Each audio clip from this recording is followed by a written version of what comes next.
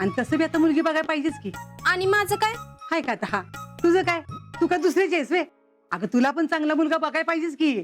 म्हणजे मी असताना अजिंक्यांसाठी दुसरी मुलगी बघणार वे? म्हणजे तुम्ही एवढं लहानपणापासून मला स्वप्न दाखवलं की अजिंक्य तुझा नवरा होणार, त्यांच्या बरोबरच तुझं लग्न होणार. मग मी एवढी स्वप्न बघितली, त्याचं काय? अगं पोरी, लहानपणी गमतीने म्हणतात तसं. ते काय खरं असते वे? आणि तसं बी तुझ्या आईनच तुझ्या मनात भरवले ना. आता तेच धरून बसणार का?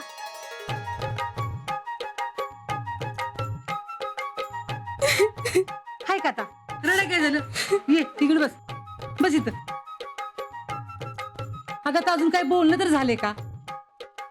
हे उगाच कसं लढायचं? मग कसं बोललीस तू? अरे बाळा, उगाच तू मनात आशा धरून बसू नकोस म्हणून म्हटलं. आशा तुम्ही लावली का मी? बघ बाळा, तुला काही लग्न म्हणजे खेळ वाटला का? हा, लग्न दोन माणसाच्या संमतीने होत असतं. आणि तसं बी आज्याबद्दल तुझ्या मनात असेल, पण त्याच्या मनात नसलं तर? तू विचारलंस का त्यांना? नाही. मग त्यांच्या मनात आहे का नाही हे तू कसं ठरवलंस?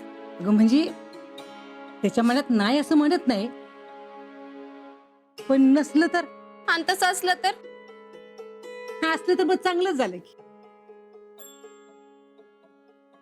आणि तसं पण तुम्ही विचारलं तर अजिंक्य काय नाही म्हणणार नाहीत. जेडे, आमच्या वेळी घरची मंडळी म्हणतील ती पूर्व दिशा असायची, पण आता तसं नाही ना राहिलं बाळा.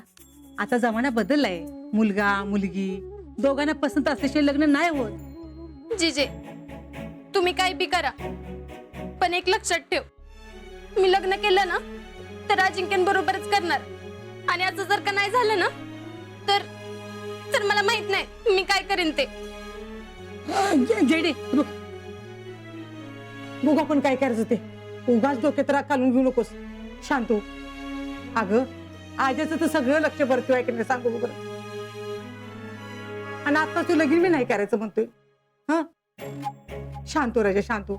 बघू ना आपण काय करायचं ते. हा, सोनं माझं ते. शांत हो.